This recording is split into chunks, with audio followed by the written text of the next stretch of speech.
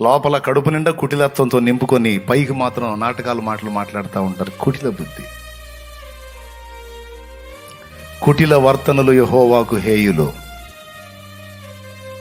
కుటిల ప్రవర్తన, కుటిల బుద్ధి ఉంటే లోపల ఎలాగున్నావు బయటికి కూడా అలాగే ఉండవు. నాటకాలు ఆడొద్దు, ద్విపాత్రాభినయం చేయొద్దు. మనుషుల ముందేమో భజన చేసినట్టు మాట్లాడి మనుషుల పక్కనేమో కుటిలత్వంతో మాట్లాడొద్దు. కొంతమంది ఉన్నారు ఈ టైప్ వాళ్ళు. నటన దానికి కేసు రాస్తాడు దేవుడి. కుటిల బుద్ధిరా ఈ అమ్మాయికి, వీడి కుటిల బుద్ధిరా వీడికని.